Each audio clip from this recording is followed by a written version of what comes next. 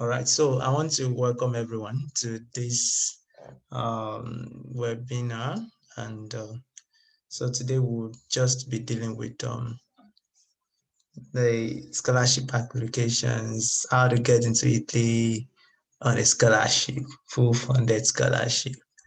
And of course, we are privileged tonight to have with us David. And David has been a brother and a friend. We finished from the same school. That's as an undergraduate now, Federal University of Technology, Akure. So before we got a scholarship, let me just come on. So before we got a scholarship to Hungary to study, he got a scholarship before me to Hungary, before I came into Hungary as well.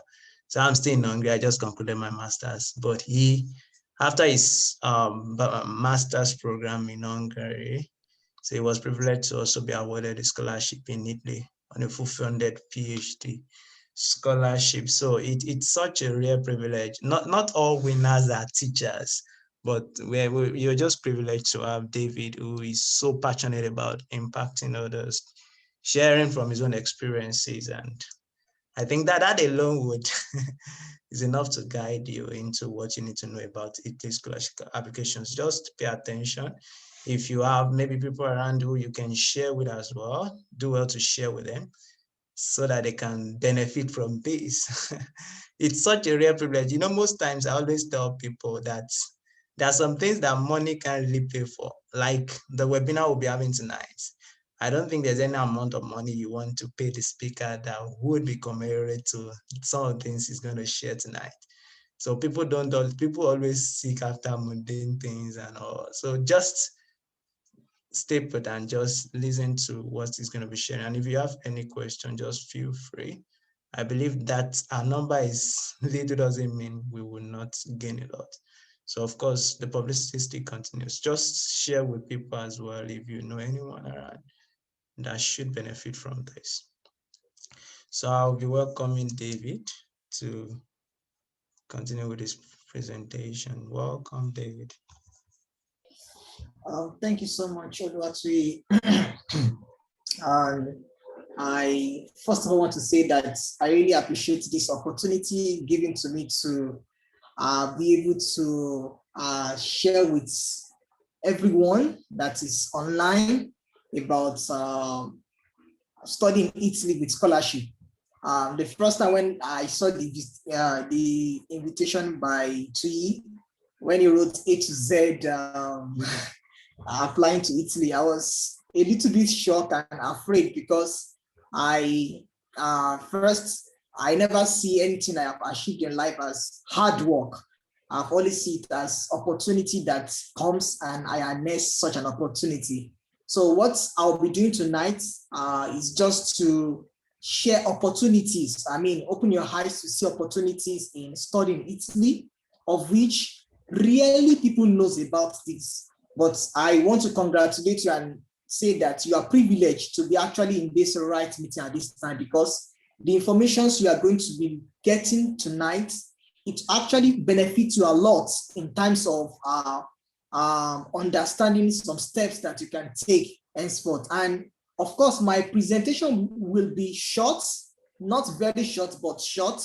But I would love to entertain questions so that we can talk. And of course, I don't see myself that I can answer all the questions because I only came here, it's not even up to a year I came to Italy, but at least I could be able to answer some questions and also direct you to some pathway in which you can actually get answers to your question. So that's what I'm going to be doing.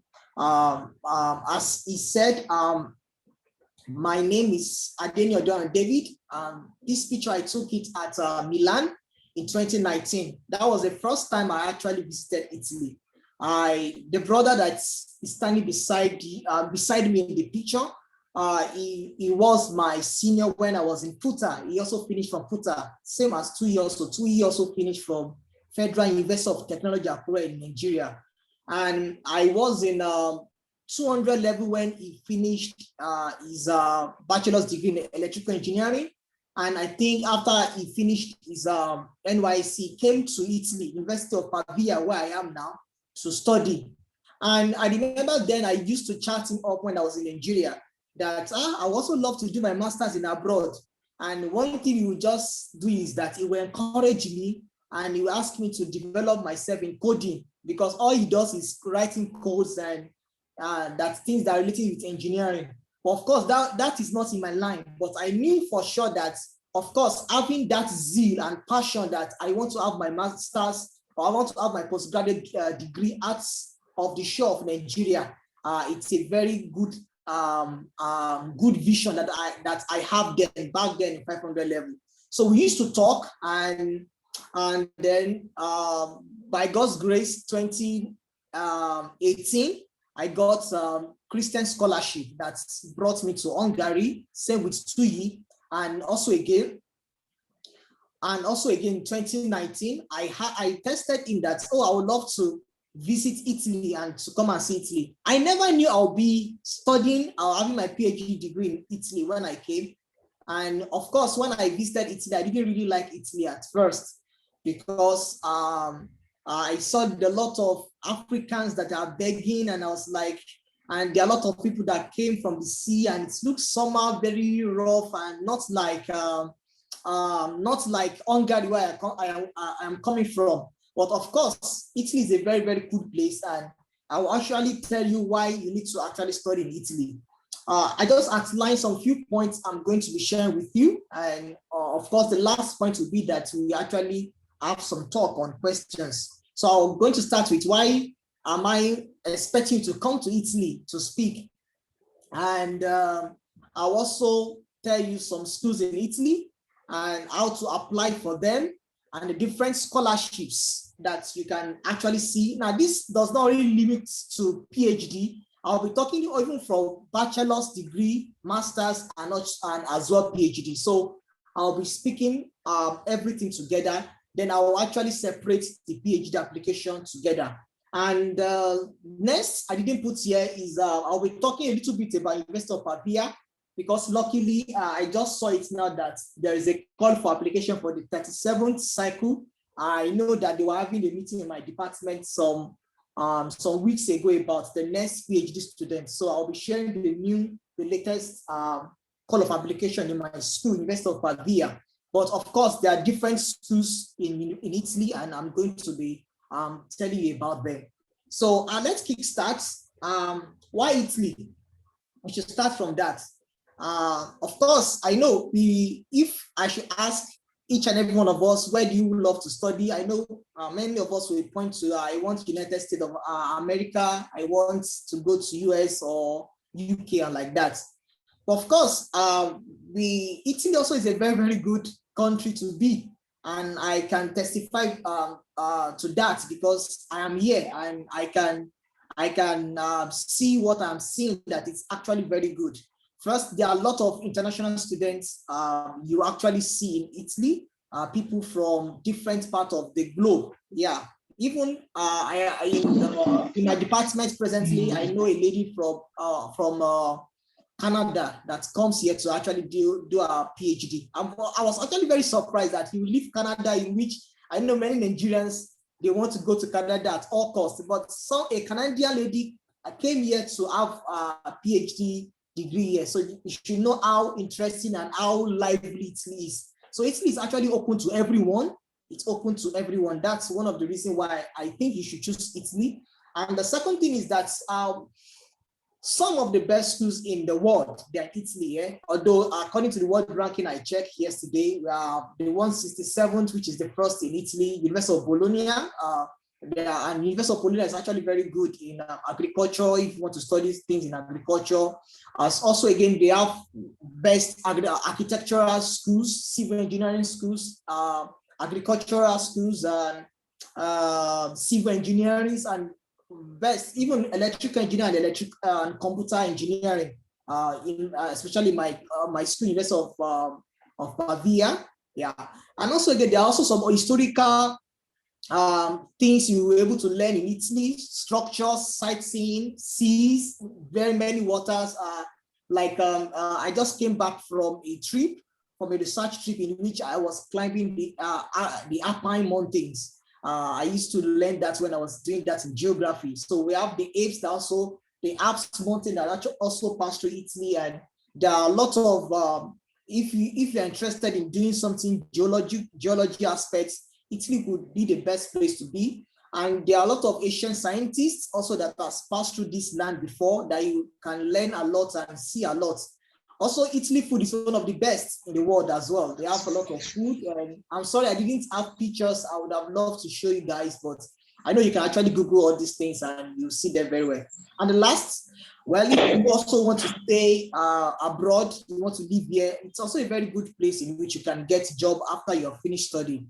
Of course, you will need to actually learn the language. And the language is very romantic. It's very, very interesting. I'm also learning the language anyway. I just finished my A1 exam, and I think by the end of the year or by next year, I should be able to be speaking Italian. So I'm just saying this just for you to have a motivation for actually picking Italy. And all these ideas and all these things can actually be included when you are going to be writing motivation letter. I was talking about that, but I just wish to start from there.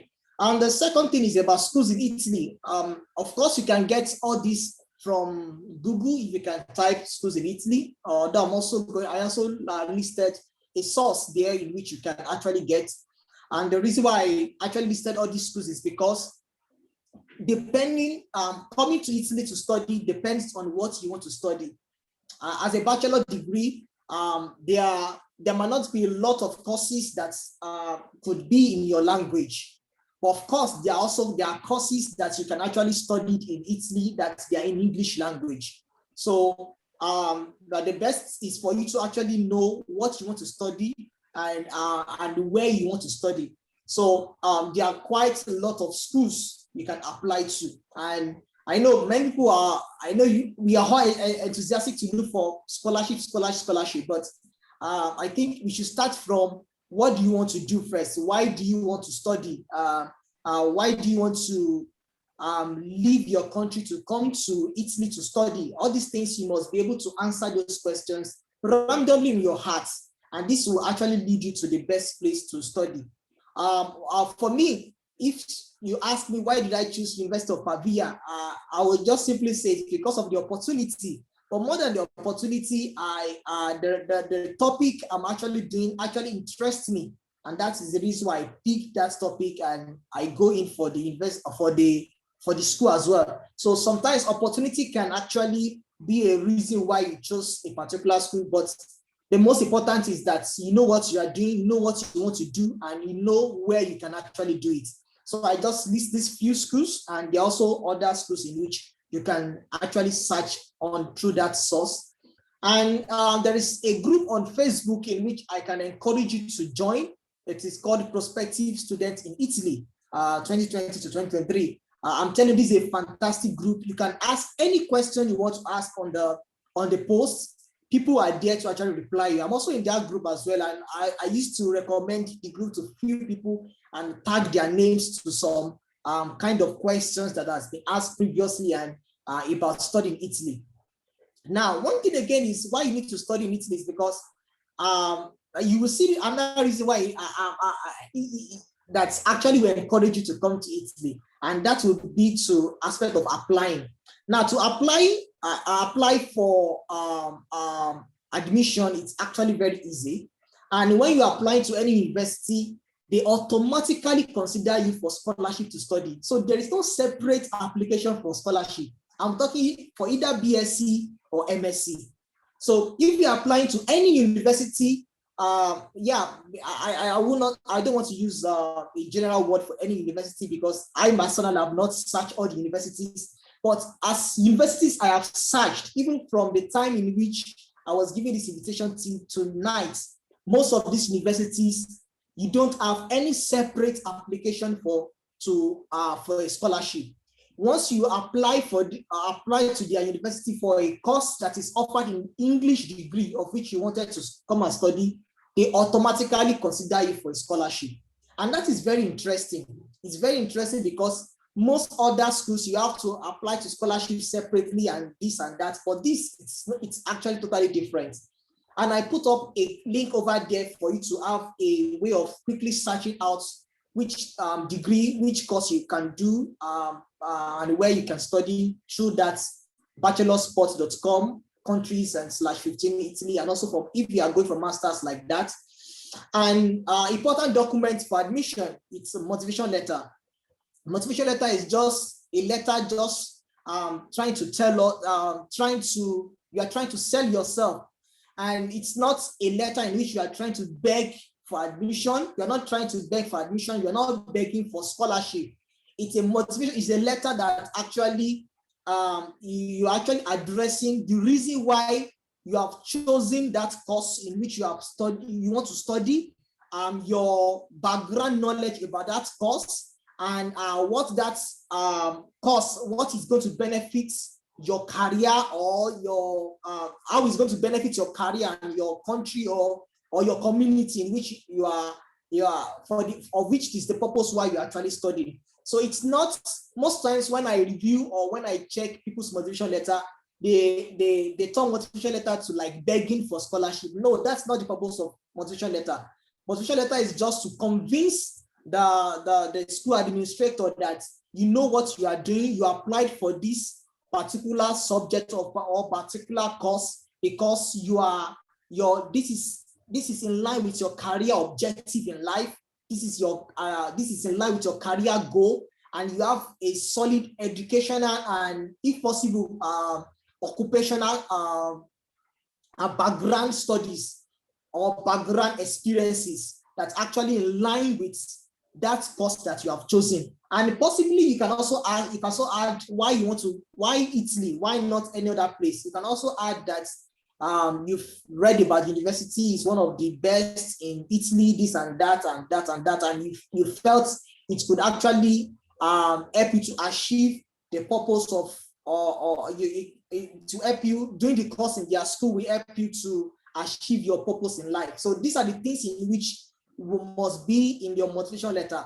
And it's good that when you don't copy motivation letter, nor or plagiarize or copy somebody else. Of course, you can read another person's motivation letter, get an idea, write your own, and ask friends to help you to review.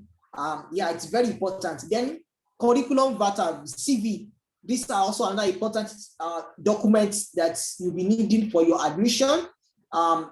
It's encouraged that you have an Europass format, and also again recommendation letters, especially two from your academic tutor, your past academic tutor, in which they can put some things together just to show how qualified or how good, or just to testify or attest to your character. And also again, your school certificates, your transcripts, all these things are very important. And of course, your passports. Yeah. Now let's go to the main thing in which everybody wants to hear, and that is scholarships. Now, as I said, that when you're applying for any school in Italy, don't let me use the word any school because I've not checked all the schools, but most schools in Italy, let me put it in that way. But I'm very sure, I think all the schools actually does this, but let me just say most schools in Italy, they consider you first as merit and excellence scholarship. So when you're applying and you have all these documents here and any other document that each particular school is actually asking to bring, of which I don't think they ask more than these things in which I have stated here, the next thing is that they consider you for merit and excellence scholarship. And what is the requirement? The requirement is that you pass through this stage and they check your school certificate and your transcripts. If you are one in which you finish with a first class or you finish with a 2-1, depending on the people that are applying and the slot that is allocated for that period. So they will consider you for a merit and excellence scholarship. And like University of Padua, they have different scale. There are some people in which they consider them for merit and excellence scholarship. of which they benefit from tuition fee waiver. They waive their tuition fee, and you are being paid 8,000 euros per year. Sorry, I didn't put per year there. Per year, they pay you 8,000 euros per year.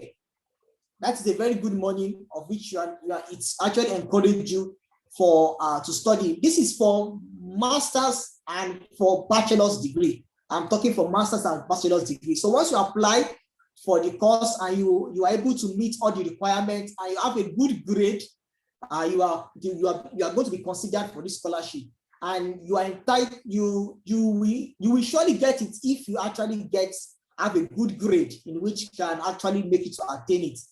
And there is another aspect of which, in which if you cannot get up to that stage, then they can actually waive away your tuition fee, and that is all.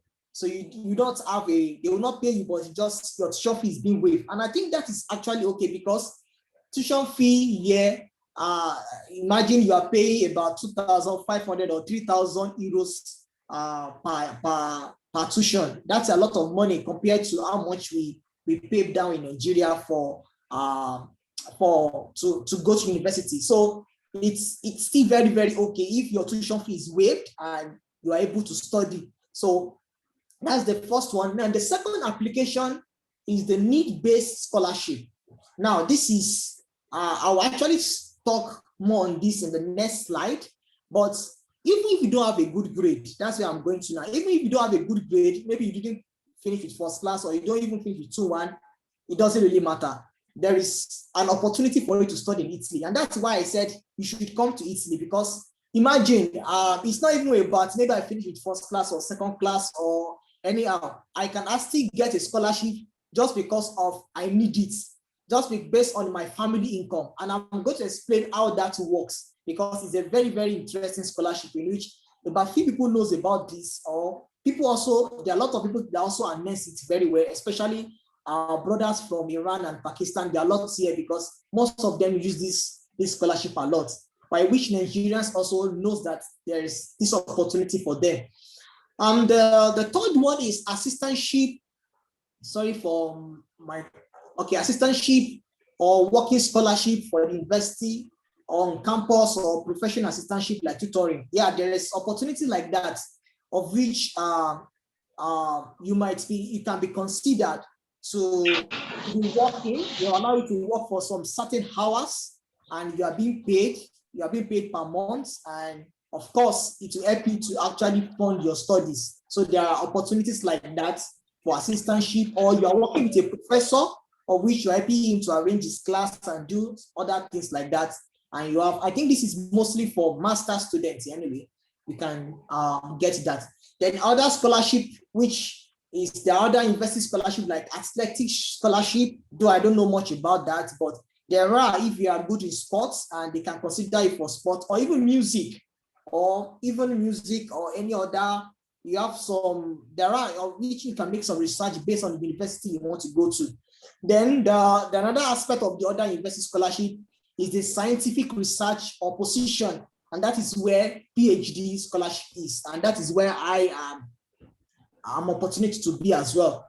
Yes, scientific research or position for PhD. I'll talk about that later on. Also, there are also other scholarship like exchange programs. Some companies also give some scholarships out. You can look out for them. And also again, Catholic African Scholarship, I saw this online too. And there are also other scholarships like that, but I'll majorly only talk on the need-based scholarship, because I think that could be very, very general, and Nigeria is actually very included in that need-based scholarship. So I listed some examples of international, sorry. So I listed some examples of international scholarship for developing countries, of which, if you are interested, you can actually look. I mean, from University of Pavia, University of Padova, Bologna, and others like that. Many students actually rushes this school very, very much. Also, Politecnico di Milan merit-based scholarship for international students. Edisu for Piemonte Scholarship, like Potendo of Torino, the University of Torino, and like that. University of Torino Master Scholarship for international students, University of Padova Scholarship for all degree courses, Bologna University study, and like that. Unfortunately, all these scholarships might have closed by now because they usually open by December, November, December, January, and usually close by February and March. And some even closes by April as well. So even though it looks as if this webinar is coming very late, but you can take note of all these opportunities, perhaps, and target it for the next year. And of course, some might still be open and you can actually search for them, but I'm very sure that it will be something very easier for you to do. Now, let me just quickly talk about the need-based scholarship, which is also known as DSU Regional Scholarship. In Italy, it is called the right to education. It's an opportunity given just to, should I use the word, poor or low-income family people in which what they are earning could maybe perhaps could not even make the family could not able to sponsor their children to school. But it's not only meant for Italians, it's meant for international as well. And there are countries that are actually included in this developing country. I know my brother is from Kenya. Your country also is included in this, and you can actually use this opportunity to study in Italy, and also again Nigerians as well. So, and what do you need? What are the documents that you need? All you need is just to submit a certificate attesting the composition of your family unit. And this is a document in which it lists out the numbers of your family members, just to know the number of your family that you are living together. Your dad, your mom, the name of your younger sister, your brother, and everybody like that, your nuclear family unit. And if your mother is just alone, then you can attach the divorcee letter that separated your father and your mother, just to include that you are, just to include that you are, everything is actually composed with the family units. The second thing you'll be needing is the documentation of all the members of the family income for the previous calendar year. Like if you want to apply for 2021 now, you have to you have to tender a documentation of the family income from 2019 December to 2020 December 31st. So that's like a 1 year, the previous calendar year. So just a documentation of all the members of the family income, the income that's actually coming to the family, maybe the salary or the payment slip. You have to actually submit that document. And also again, documentation certifying the movable and immovable assets. Movable assets is just maybe the bank certificate of your family member, or even you yourself, and the family that is actually taking care of you, your dad or your mom, the movable. And the immovable assets, maybe they have the number of houses, the number of cars, the number of immovable assets that they own by each of the members of the family. Now, all these documents must be uploaded during the advertisement of the DSU Regional Scholarship. Now, each school and each region has a date in which this scholarship opens. Usually it opens around this June, July, August. So when it opens like that, all you need is that you arrange this document and you upload them. Now, before you upload them, when you have all these documents, it will be good to legalize them. Legalize them means that you take them to like an high court, or just to have a stamp or a seal to show that this is a legal document. So after you have done that, you submit that on the page. Now, this scholarship is meant for those people that have gotten an admission first. So you have to first of all get an admission. So when you get an admission, that's when you are qualified for this need-based scholarship. Of course, you are entitled to it, but you have to submit all these documents. Remember that the first scholarship I said earlier, the merit and excellence scholarship, you don't need to apply anything. No, you don't need to submit anything. Once you have applied for apply to the school, they automatically consider you for a merit and excellence scholarship. If you don't get that merit and excellence scholarship, then that's when you need to submit all these documents that has been legalized by your court.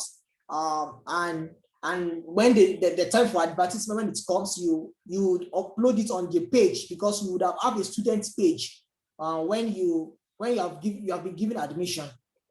Now, before I even go further on this, when you get your admission, when you have applied and you have gotten your admission, the next thing for you to do is a pre-enrollment. You have to do a pre-enrollment. The school will send you a link in which you do the pre-enrollment online. To do it is very, very simple. You just have to follow the guideline which the school is giving to you. Then after that, you wait till when this regional scholarship opens, and you just do as I have stated. Now, when you submit all these documents, what the DSU do is that they use this document to produce what they call ISEE certificates. Now, this ISEE certificate is what will be used to actually consider you for this regional scholarship. And how do they qualify you for this scholarship? They rank you into three states. So if your general income or your family income and every other thing is less than 14,000 euro per year, then they will give you the highest scholarship. I mean, the highest amount. You are qualified for the highest scholarship amount, which is about 4,000 euros per year, and with they will give you free daily meal and free accommodation. So you will be eating sometimes 2 meals per day or 1 meal per day. I can't remember, but I think some schools 2 meals per day, some 1 meal per day, then free accommodation, then about 4,000 euros per year. Then you have a tuition fee waived. And also again, Nigeria is also eligible for this. Nigerians, you are eligible for this. And also Kenya as well, and other developing countries. Each schools that you are going to be applying to ask this information about them. So when you go to the scholarship area, they have this information. You just have to read about it and also again take a step towards it as well. And the second stage is, so I think if it is between 14,000 to 23,000 euros per year, then I think the money will reduce, and it will reduce like that. So everything is actually depending on your family income. So that is what this need-based scholarship is all about. And of course, you have to maintain a credit. In Italy, they rank every credit 30 ECTS. So you have to maintain a credit of nothing less than 20 ECTS. You have to maintain that so that you can renew that scholarship every year. Now talk about PhD applicants, of which this it's not somehow very, very difficult. Of course, we can only just talk a little bit about it in terms of like what I've said earlier. I will also see apply to PhD, but I'll just talk more about PhD positions. Now, the first thing is to note is that to watch out the PhD call for application. Unfortunately, some schools like Bologna, their call of application is just ended recently, and some other schools like that. But like as I said, my school, University of Pavia, just the call for application just opened, and the deadline is June 24. So I will share my screen later on just to show you the PDF. Then I can send it to anyone or give you the website if you are interested in PhD in University of Pavia and the courses that you can actually take. But the first thing I also wanted to say is that now some schools in Italy, masters and bachelors, some schools actually may ask you to pay for admission fee. I mean, when you are application fee rather, sorry.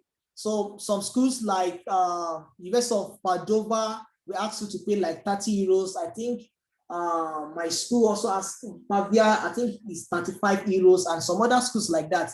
Why schools like University of Bologna may not ask you to actually pay for application fee. So of course, I know many people are always in a race to just pay for application fee and go like that. But when you are applying for any school, be sure that you have all the documents and you have all the qualification for you to meet up with the school you are the course you're actually applying to before you pay for any application fee. That's just advice I can give you. But of course, there are some schools in which you have to pay application fee, and some even school you have to still pay for enrollment fee as well when you got the admission. But don't worry, you just have to pay. But when you pay for the enrollment fee, it's just like a way of paying a tax. But when you follow the processes I've stated earlier on, you actually get the scholarship. Now, for PhD applicants, you have to watch out for the PhD call for application. Yeah, the call of application, like my school, has opened. Some schools are still yet to open, and some schools are already open, like University of Milan and like that. They will still open very soon. So, of course, take your time to read the call of application. It's somehow very, very easy to apply to University of to Italy in terms of the university. It's not actually complicated. Then my advice is that choose advertised topic that interests you and has a funding. I know some of us, we have some topics in which you want to research on, but at the same time, I observe that some of the topics that are being advertised on the call of application, they are being advertised because there is a funding that has been provided for that topic. And of course, if that topic relates to your background study and you have some idea about it, I would advise to go for that rather than bringing about your topic. And as your PhD is going on, you can actually introduce your own idea and you can still complement it. Although a PhD in Italy is just 3 years, and it's 3 years, not like US or UK or Hungary, in which you have to do 2 years course. You go straight into your research. And of course, you can actually take a course, like in University of Pavia, where I'm studying. And I must take 24, I must finish a 24-unit course before I graduate. So I can do it at any time. It's not something I must do it with rush. I must be calm. But at the same time, I must, it's necessary for me to actually know that I am starting my, I have started my research at my first day in which I stepped here. And that is just how PhD is in Italy. So I do advise anyone that is applying for PhD to choose from the advertised topics of which is being advertised, because there is funding that is attached to that. Then again, prepare a good research proposal and if possible, study plan. Now, some application, they will tell you the amount of characters in which you have to write or amount of words you need to write. I would advise don't exceed that. And if it's a very, very short thing you have to write, then you don't need to bother yourself writing the study plan. Just write the problem statement, the introduction, your methodology. Your introduction has to just be with a little bit of literature review and your own methodology and your expected results. And if possible, your potential publications and the timeline. The study plan is just about the timeline in which it will take you for you to actually do this research and finish it up. I know this could be a very, very, writing a good research proposal. It's a very tricky one, and I don't think it should be in the scope of this, but of course, we can always still chat at the end, at back end of this webinar to talk about your research proposal. Perhaps I can release mine as a template for you to check. But of course, it's not something that it will be very difficult. Now, another thing I also say about applying for PhD is that, of which it works for me, and I do ask people to do that, is try to contact the supervisor, the person that is supervising that topic you have chosen ahead of time. I'll just share a story about my friend who came from Nigeria to here in Pavia. For me, I came from Hungary to this place, and we also have a similar story, but different. What happened was that he actually has opportunity for him to go to Brazil to actually go for his PhD, but he got his visa, but he couldn't travel because of the COVID lockdown. So he was at home. I think he just got married and he was just on ResearchGate. And as he was on ResearchGate, he was just looking, and he saw University of Pavia, and he saw a lady in University of Pavia, and she just chatted the lady in my department. And after when she chatted the lady, and the lady just introduced her to, oh, he just said, I would be interested in to do a PhD research on this geology, this and that, and like that. And that was how the lady connected into a professor, and that professor connected him to another professor, and that's how he got to know about call for application for PhD in University of Pavia. And from there, everything, even the research proposal, it was the proposal, it was the what they call it, it was the professor that is in charge of that topic that prepared it for him, everything. So he was just in Nigeria, he was just receiving the favor from the professor, and he was just piling up his work, and he submitted, and he was carrying the professor along that I've submitted though. Yeah, and that was all. And when time come for interview, the professor also guided him, and he did the interview very well, and he came out, in fact, it was the highest among all of us. He came at 40/40.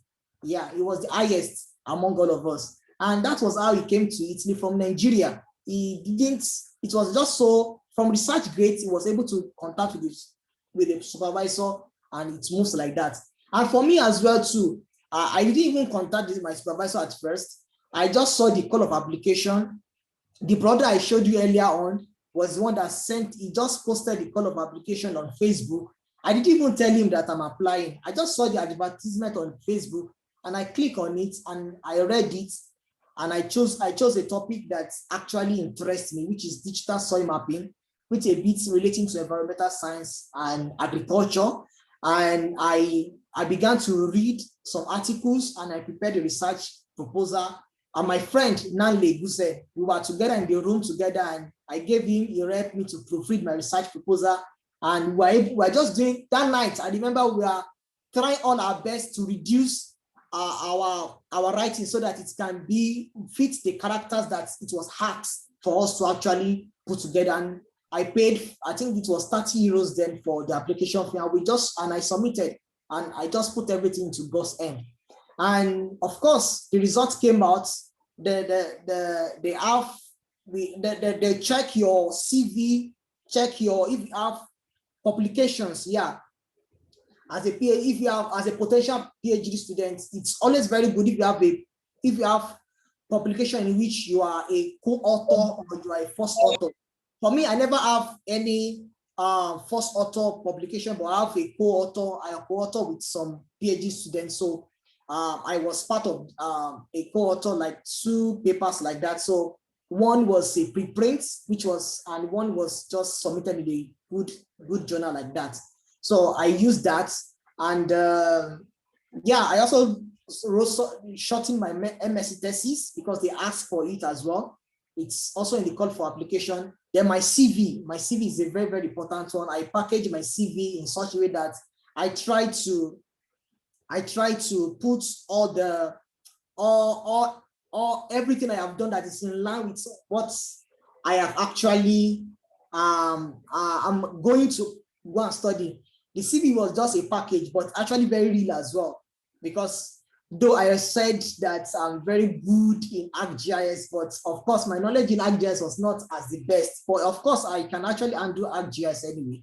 So I put all those things then, which also make them to actually know that I'm actually motivated to do what to come to their department. So but the grade I had first was not actually the best. Had 6.5/10, and I know some people got, like the guy I was telling you about got from Nigeria got 10/10, and some other guys also got like 7.5, and I was like, out of 50, about 25 of us qualified for the interview.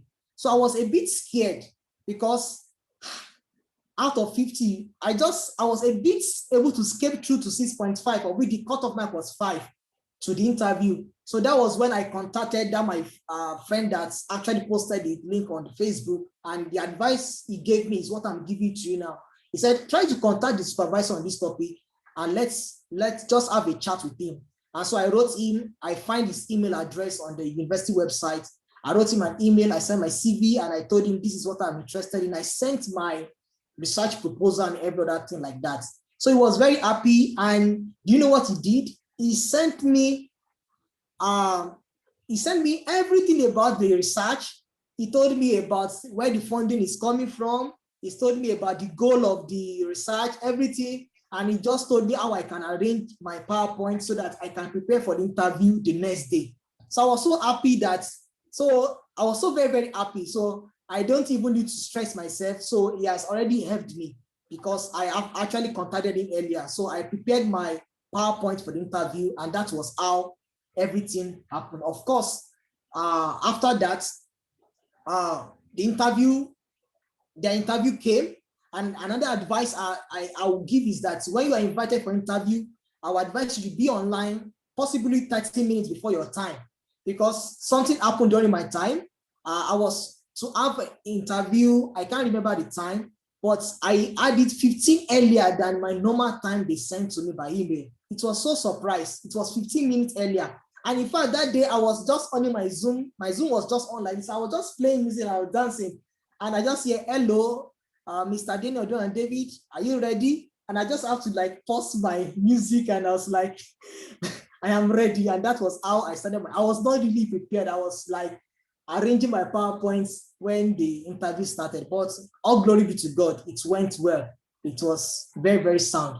And the last thing I put there is put everything to God. And of course, it's very, very, this is very, very crucial, because I know people that are very, very more qualified than me, but they have not, you are still seeking such opportunity in which I have today. So I do not attest, and I said it earlier on, that it's not because of, I'm not really a scholar, it's just by mercy that I have. So, and I want you to understand that everything we receive, it's by mercy of God. And please, I want you to take God very, very important. Let it be as that you are doing this because you want to, it's not that you want to make a name for yourself, but to glorify the name of God. And I'm very sure that when your desire, your heart desire is very pure, God knows how to help you out.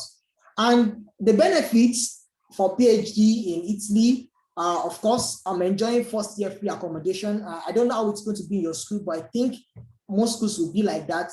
Then, depending on where you are, like I know some schools are more than 130 euros per month. Some is up to 1,300 euros. And also depend on the course you are, the research you're also doing as well. Some amounts are actually more than this per month. Of course, you may say that, is this money enough in Italy? I will say it's actually enough and more than enough. It's very, very enough for you to live. And also, again, there's opportunity to go abroad for a research, or like visiting doctor, maybe and even as a master student, you can actually go abroad for a visiting research, either PhD or a master's. Then if you go abroad, maybe through Erasmus or through another thing, the scholarship you are going to be will be increased by 50%. So they will increase your scholarship with 50%. And also, you have free access to high impact journals and every other opportunities that your school will actually be giving to you. So I will stop from here so that I know there are some questions that are on the chat. I think Tuyi will actually help me, but I think I will stop here to actually entertain questions. But as I said for PhD applicants, University of Pavia call for application is out, and if you're interested in it, I think you should take that opportunity as well. So thank you so much for your attention. I think we love to entertain questions from here. Thank you. Right, David, thank you so much for that. Well, that was a powerful session. And I believe everyone have been able to get few things from what he shared. He shared about bachelor's, he shared about master's. I could see someone asking if he shared about bachelor's, he shared about master's, and he talked about PhD expressly, because in most cases, you get a lot of funding for PhD research. And so at this point, we'll entertain questions. So if you have questions, just feel free to maybe raise up your hand or something. Then the first person that signified through the chat now is Kelvin. So I would just You can unmute Kelvin and ask your question. Hello. Yeah. Just ask your question. Right. Good evening. Good evening. Yeah. Okay. My name is Kelvin. So I wanted to ask. Like I actually came some few minutes late. No problem. So I'm very, very, very much passionate about the technological part of biological sciences. So I've been trying my best to get opportunities to further, probably with master's stroke PhD. Well, so I decided to equip myself with some programming languages, which I've been doing while. So I want to ask now, like, is it possible for me to also get scholarship in such field, like probably biotech, biomedical engineering, a master's level? And because I've made a lot of research, and sincerely, I must tell you, it's not been really, really easy for me to get it. So I just hope I've come to my last bus stop. Okay. David is going to answer your question. All right. Okay, thank you so much, Mr. Kelvin. Though I think you came late, but I'll just try to scroll back my slide again so that I can just show you.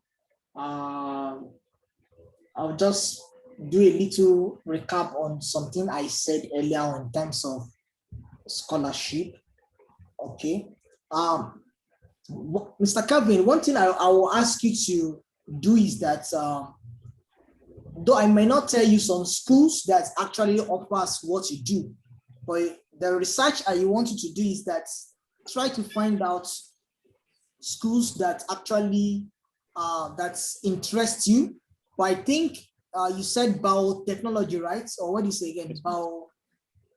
Yeah, biotech. Okay, biotech. I think Biotech, yeah, anything related to technology in the biochemical. Yeah, I think Polytechnic University of Milan should actually have something like that, or University of Milan. But of course, if you can check some of these universities, I'm very sure the University of Padua actually has this course about tech. Yeah, I'm very sure of this. University of Padua. Yeah. Now, one thing is that when you get to University of Padua and you apply, I think to apply is apply.unip.it. Now, when you apply, I said earlier on that when you're applying to any university in Italy, they automatically consider you for scholarship to study. There are no separate scholarship for it. Once you can meet up with the application requirements, are you getting what I'm trying to say, Kelvin? Once you can meet up with the application requirements towards that course, you automatically consider for the scholarship. And I listed the types of scholarships that they are present. Although there are also other scholarships that they are like maybe companies or like that. But these three one I highlighted, they're the main one that you're actually going to see. Now, this merits and excellence scholarship, you're automatically considered for it. If you and what makes you to get it is if you finish with a first class or you finish with a second class, you surely be offered. And the benefit is that they waive your fee, and also again, they'll give you 8,000 euros per year. But the second one, in which I know many people might fall into this category, is the need-based scholarship based on your family income. And I explained here how you can actually get that.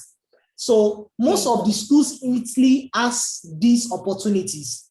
So perhaps maybe you should don't bother yourself about looking for scholarship. Look about how you can actually meet up, get the requirement to actually get an offer to that course of your study in that school. And then look towards into applying for this need-based scholarship. I think it's going to be a good opportunity for you to come to Italy study. Do you understand? Yes, I understand you, sir. I understand. So when I came in, I saw you explaining this one very, very lengthily.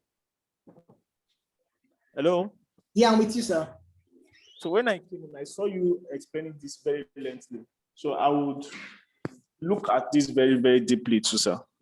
Yeah, please do. But let me let me do something here for biotech. Although another question can come in, but I'm sure that UNIPID as University of Padova as, oh my God, my internet is off. I know Biotech, University of Padova bioinformatics. has biotechnology. I'm very sure of that. I think I saw it Yeah. recently. I just wanted to cross-check, but there are a lot of schools that also does that anyway. You can just make your research and check. And just to ship this in, what did you study, Kelvin, for your bachelor's? I studied biochemistry in my bachelor's Okay, degree. biochemistry. And I want to tell you that you are making progress with the studies, personal studies you are doing, learning learning programming and all. Those would actually boost your applications. You understand? Yes, So you are really doing great. Just keep on that path. One of the things I tell people is, if you want to get better, for us as well, we've made mistakes in the past. We got rejections, so don't just give up. At a point, I applied for Erasmus. No, it was even the MasterCard I applied for at that point. I gave it all my best, applying and all, and I noticed that they didn't even give me admission or talk of scholarship. So it was that bad. I just told the person that, no, I think I'm not going to apply for any scholarship again. So Erasmus also, I got on the reserve list. I was thinking someone was going to drop scholarship, but who is going to do that?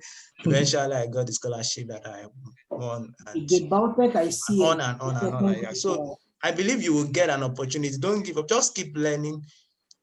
Take courses online. It would improve. Join some international organizations that relate to biotech, maybe international days of this. Those will boost your applications because, of course, something to leverage on. You understand? When you apply with so many other people from all across the world, it's not only your grade that matters. I know someone is asking about grade. Grade matters. You can make your first class.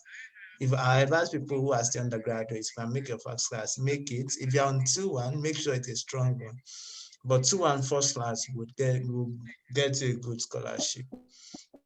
And so I think, David, you can continue. Okay, yeah. So I just saw here that there's this was the this under regional scholarship for this will be published in June 2021. This the scholarship I was actually talking about, the family income, of which it could be an opportunity. Most schools in Italy has this option anyway. So if you go to scholarships, funding and fees, you actually see something like this. Okay. And it's always there. So I think they have biotechnology in the school, so you can actually try it out and see how it goes. Any other question? All right. Thank you very much. Thank you very much, sir. Good evening. Hello, good evening, sir. Hello? Yeah, you can go ahead.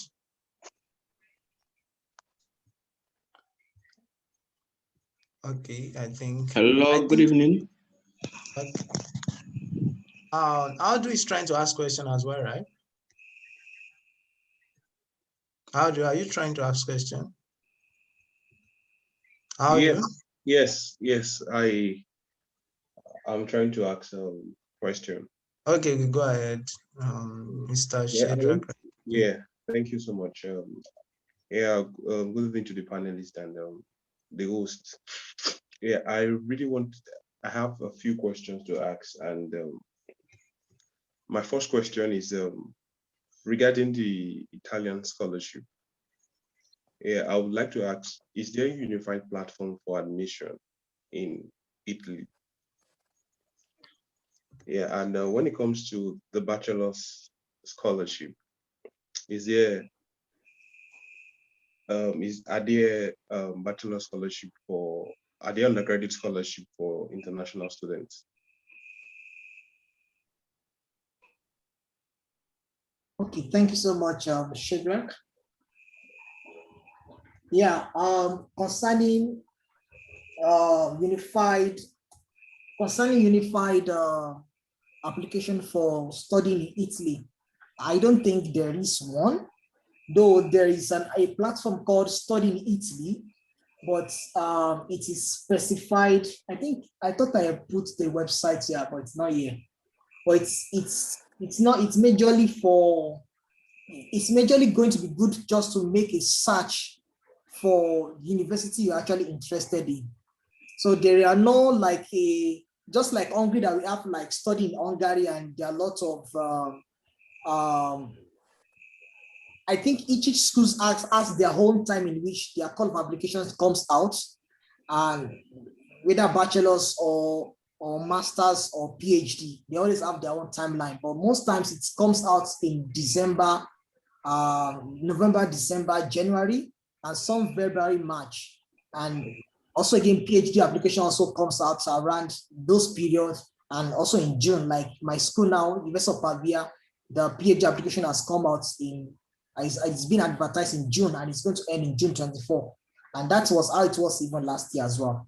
So that's the first. Then yeah, there are applications, there are scholarship for bachelors, and I've actually said that, and that was what I actually presented, and I spoke a lot today. Okay. Sorry, let me share my screen once again. Maybe I should just keep sharing this, put the screen on so that, yeah, I said it earlier that there are scholarships. These are major scholarships that you can actually see in most of the schools in University of Pavia. I said in universities in Italy, and I said that when you apply to any university, most of the universities, don't let me use the word any, I'm sorry for that, but most of the universities in Italy, they automatically consider you for scholarship to study there. So there is no different application for you to actually get a scholarship. Once you meet the criteria, the requirement to get into a course, they will automatically consider you for the first scholarship, which is merit and excellence scholarship. If you don't get this merit and excellence scholarship, that's when you can go for the need-based scholarship, which is also called regional scholarship or DSU regional scholarship, and all the requirements is stated as I've stated earlier on. So yeah, there are opportunities for bachelors and masters to study in Italy. I hope I answered your question, Shidra. Yes, please. Yes, thank you so much, sir. You're welcome, sir. Yeah. Okay. Hello, good evening. All right, Boniface, you can ask a question. Good evening. Thank you for the session. My question is based on this need-based scholarship. I want to ask, the place you said documentation of all the family incomes from the previous calendar, does it mean both your siblings, their income and their parents, or just for your parents alone? The same applies to the next documentation certifying the movable and immovable asset. Does that one also mean anything owned by your siblings and their parents, or just the ones owned by your parents alone? Thank you. Yeah, thank you so much. Yeah, actually, if you look at from the first one, it says certificates attesting the composition of your family, of your family unit. So once you've named all your family members, then if any of them is of age in which he has an income, then I think you have to show the documentation of their income from the previous calendar year. That is from 30, if you apply for 2021, this June 2021 or this August 2021, then you are going to show from 31st of December 2019 to 31st of December 2020 of each member of your family, of each of them. But of course, if it is just your parents that have only income, stable income, and you yourself, then you have to show the three of you. Or if it's only your parents, you have to show your parents. So that's how it is. Then the second one also stand like that. So just documentation to certify the movable, which is your bank certificate or money in your bank, And also again, immovable asset, which has to do with houses or cars or every property that is owned by each member of your family. So that's how it is. All right, thank you very much. Welcome, sir.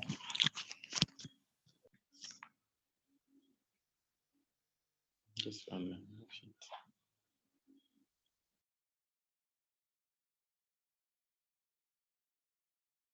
Okay, so do we have anyone who still have a question? Okay. All right, I think I talked on that. Maybe David will still talk about it. Someone is asking about what good grade is required. Can you just talk about that a bit, David? Okay, yeah, for the merits and excellence scholarship. Now it depends on the slots each university is actually providing.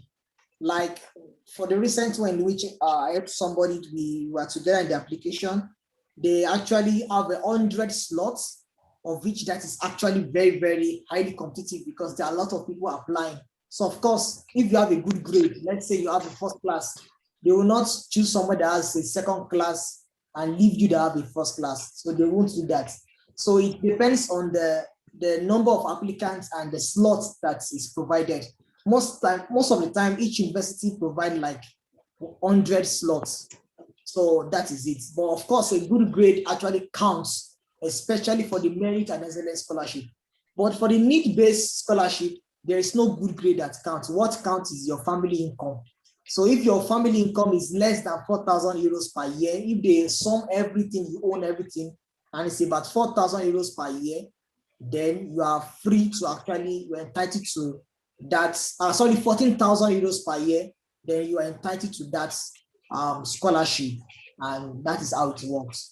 So those are just the two ways. So of course, grade is actually very good, and even for you to maintain all this scholarship, you must maintain 20 units of grade every 20 over 30 units of grade every year for you to renew your scholarship. So that's it.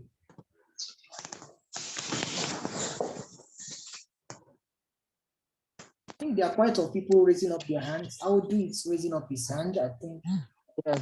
Yes, I actually want to appreciate this section, and then I have this particular question to ask. Actually, I thought the video was in agricultural engineering, and you talk about Italy having schools that are actually good in agriculture.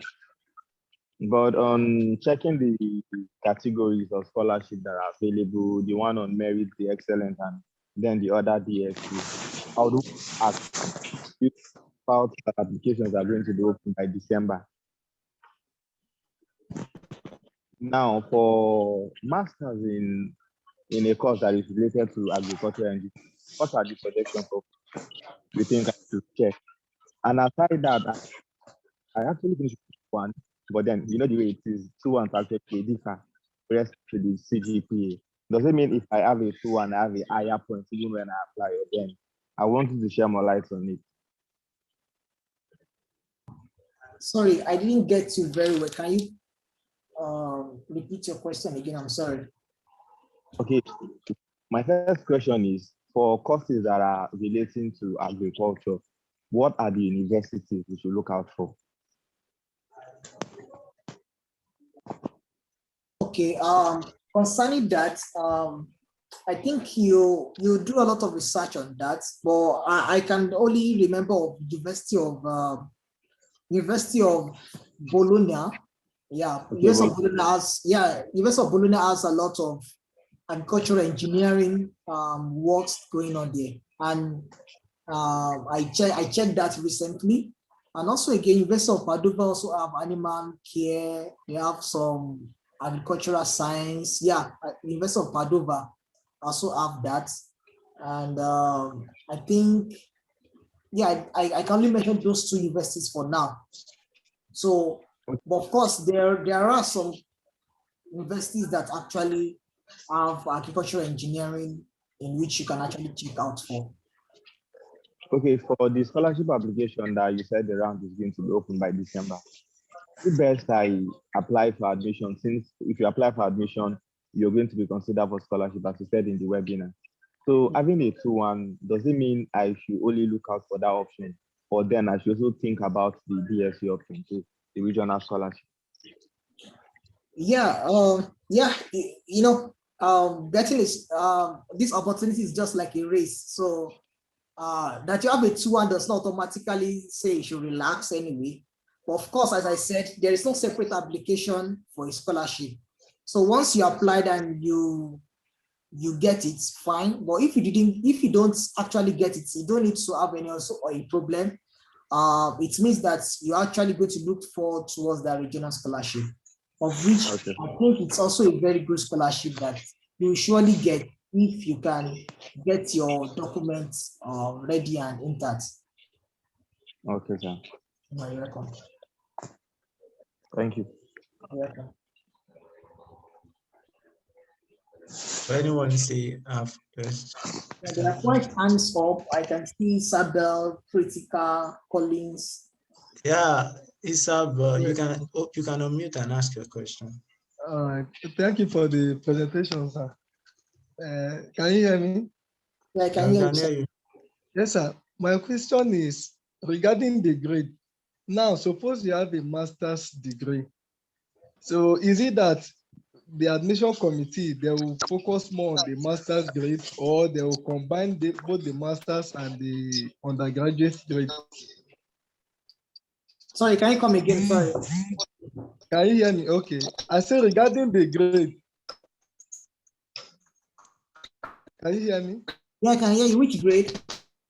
And that is your class of degree. Hello? Hello, I can hear you. Okay, like first class, second class, upper, like that, 2-1 or first class like that. Let's say in your master's, you have first class, but in your undergraduate, you have 2-1. So will the admission committee combine the two, or they will consider only the master's? I think I get what you are saying, but yeah, of course, if you are going for a master's, No, for a PhD. Sorry, if you are going for a PhD. Okay, for a PhD. Oh yeah, they actually check your master's certificate, your master's degree. I think that is the most important. But of course, you should add your bachelor's degree. Like for me, I finished with 2-1 in my bachelor's degree, and my master's I finished with honors, or what they call it now, honors, yeah, the distinction, and it's fine. So I think the most important it's your master's certificate.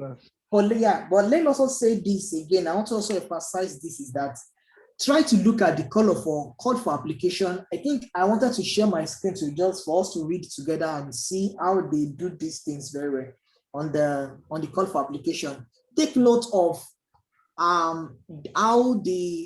what they are considering to qualify you, and see how you can package yourself in that line. Of course, you actually have those things, but you may not be able to. You have those potential, but you may not even know that it's required. So some people sometimes they skip some things thinking it's not necessary, but it's actually very necessary, and it's very good if you can understand what they need.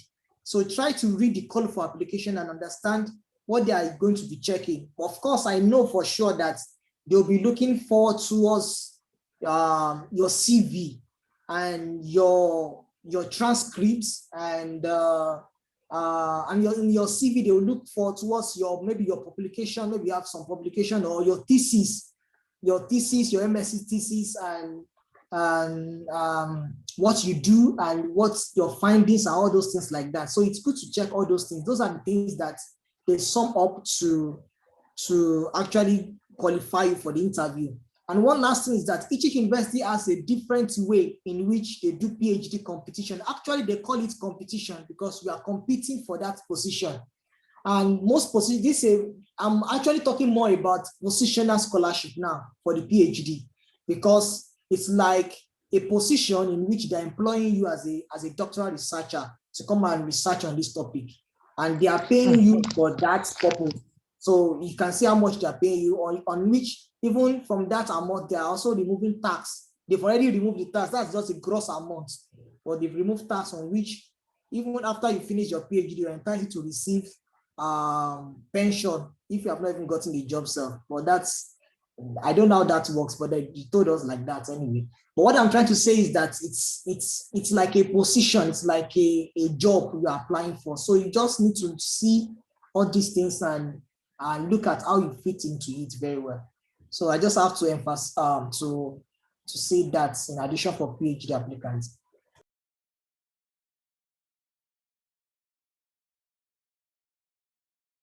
Okay. Is this about trying to ask question? Yes, Sure. thank you very much. Are you getting me? Yeah. This is Isaiah from Rwanda. Just I want to ask if have you already started the applications for admission?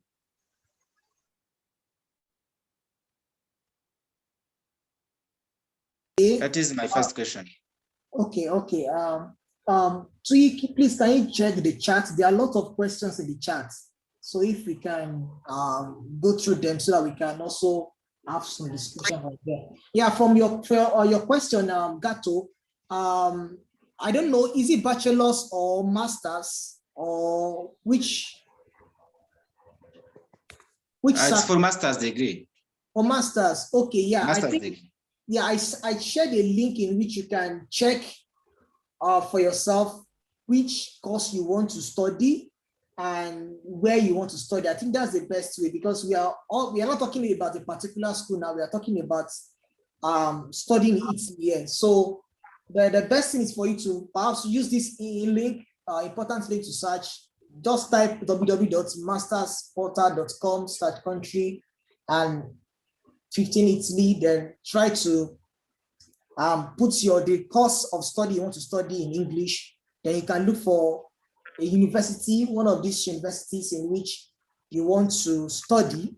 And from there, you can actually apply everything you've had in this webinar. And I'm very sure it will work for you. So that's what every university has their own opening and deadlines. So we can't give a general topic on that. And another thing I will ask you to do is that you can join this group on Facebook, Prospective Students in Italy. I'm also there as well. And of course, you can follow up with some students in which they are also looking for, or they are already studying in the university you want to go to. So I think that answers your question. No, thank you very much. That's good.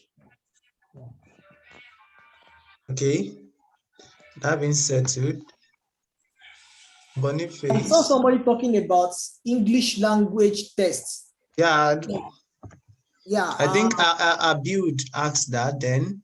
Okay. Boniface also is asking it now. That do they require test? So you can just answer that together. Yeah, I saw that in the chat. But I think if you are coming from Nigeria, you don't need any English test. But of course, if you have it, it's good. It's an added advantage, but you don't need any English test. It's if you are coming from non-English speaking country, that's where you those tests are required. So for Italy, it does not. In fact, Italy does not even require you for Italian language test. No. But of course, if you come here, if you like it, you can actually learn the language. But of course, if you want to stay back in Italy and you want to get a good job, I think you need to learn the language. So that's just it. So there are quite some courses that are done in English language that you can study, but majority of these courses are done in Italian languages. So you have to do a critical searching for you to get degree studies in English. So, but it's very, very easy if you can follow the website I shared with you the earlier one.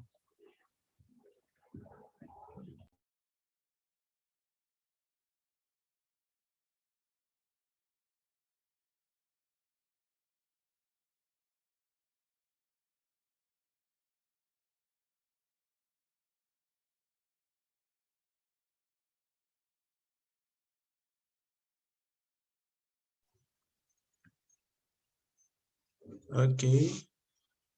Any other question?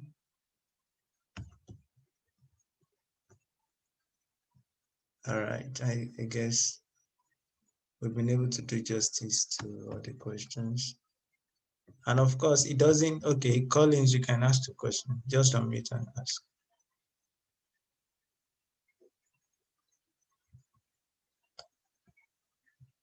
Collins, you can ask your question. Okay. I think, okay. So I believe I will share the slide on the Telegram page. I would also share it with your mails, like your mails which you used when you were registering via the Zoom. I'll do it to also share, but if you are still not on the Telegram page, I'm going to share that now again so that you can join. But I'll do it to share on the Telegram page. I would also share with you personally via mail. I'll just make sure I share that, but that could take maybe, let's say 2 days, most likely Monday. That's the best time for me to always share things. So I'll do it to share it with you by then. And I want to appreciate everyone for participating in the webinar tonight, and most especially David, because I understand the schedule and all. You know, PhD is not. Are you getting? Okay, we couldn't hear you calling, so I thought you were not going to ask again. Can you go ahead and ask your question? Yes.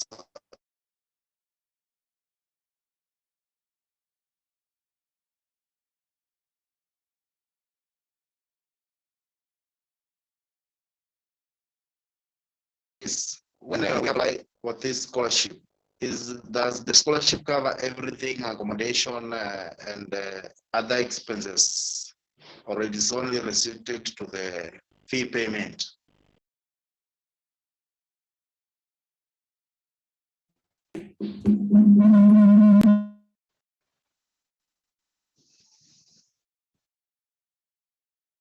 Is there a problem?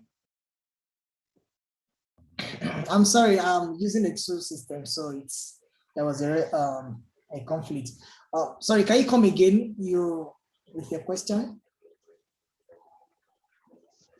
Yes, I was asking. I came in late when you had shared so many things.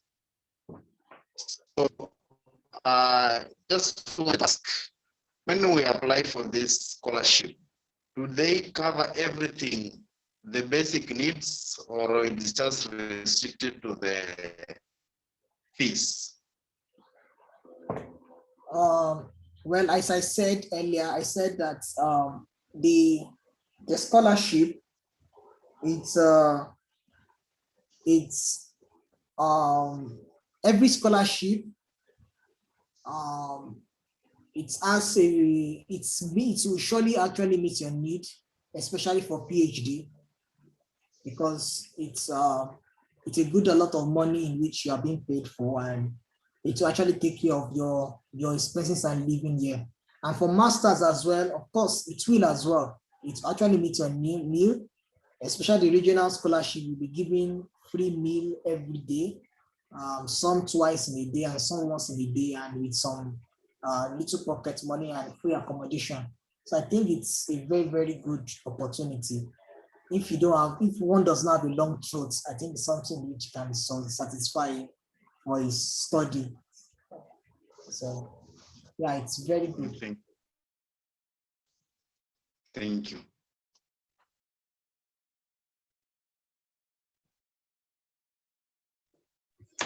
All right, I think that's okay now. So I believe we've done justice to the questions. And if you still have questions, you feel free to ask your question on the Telegram page. Just feel free. There are many scholars on that page. So let me just gist you. There are many scholars there. We have Commonwealth scholars. We have people who are Erasmus. There's an Erasmus scholar on the page. We have people who had gotten other scholarships in different parts of the world, like Hungary. We have US scholars on the page as well, people are also moving forward. Some people have gotten scholarship that they're also moving forward for their PhD and some other things. So the thing about us is just feel free to ask questions. And if it's something I personally cannot attend to, I would always do well to share with people who can attend to it. One of the things is we are not all island of knowledge. For me, I always appreciate asking questions from people. It's something that has helped me over the years. It's still helping me up to now. You understand? There are some things I didn't struggle with that so many of my colleagues or friends, they had to struggle with that because people had not really learned the principle of getting to learn from others. Because when you stand on the shoulders of others, it's people that have gone ahead, it would make you see further than what your colleagues could ever see. So just feel free to ask a question on the Telegram page. And if you want to review your motivation letter, you can send it to me. I'll get that across to David. David can also look through it. So many other scholars there too can check through it. So don't just be working in isolation. It's not a good place to be. All right. So if you have help all around, you are not sourcing for it, and it's not too good. Bunny face. Okay, let me just hear that out. Sorry, sir, to disturb you, please. I just want to ask about that need-based scholarship. Do they have a way of verifying those documents?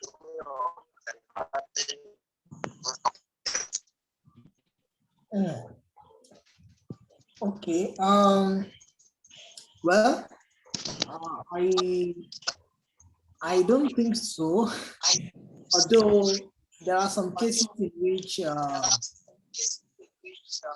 like people from Ghana, and I believe there's no Ghanaians here, right? They ban them for.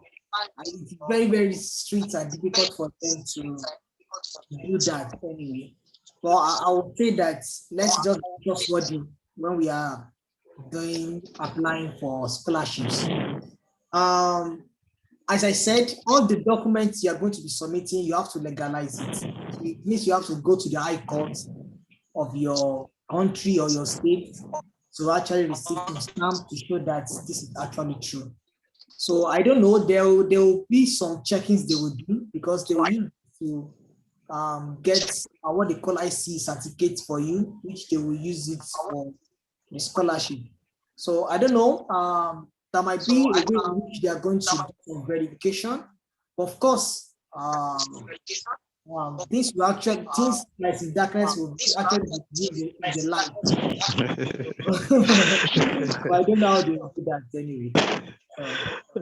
All right. Thank you very much, sir. God bless you. Just be truthful as much as possible. Because scholarships too, it's not always a function of the submission alone. There's always a place of God as well. God's grace is what actually makes everything. So just be truthful as much as you can. Because anything can always bounce back later on. Because here in Europe and whatever, they are very firm about things, and you just want to have that heightened integrity as much as you can, so that don't bounce. You just keep it straight for as much as you can. All right. So thank you very much. So thank you everyone for partaking in this webinar today. Just feel free to still ask your questions on the page, on the Telegram page, and I will also forward the file, that's the PPT presentation. When you share it down with me, I would also share the recording of the video, which would be available after the meeting as well. But latest by Monday, let's just say Monday, I'm going to share that with everyone. So thank you so much, everyone, for partaking tonight.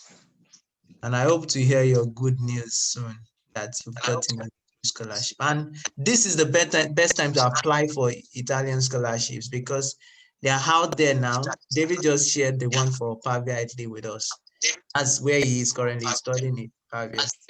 And there are many other universities currently now. They just really need out different scholarships. So this is an opportunity. If you are applying for PhD, You can't just hold back. This is the time to apply. There are many opportunities in the current. So this is the best time for you to apply and to get help as well if you need one. All right. Thank you. Bye, everyone. Thank you so much, Bye David. bye. Thank you very much, sir. Appreciate it. Thank you. Yeah.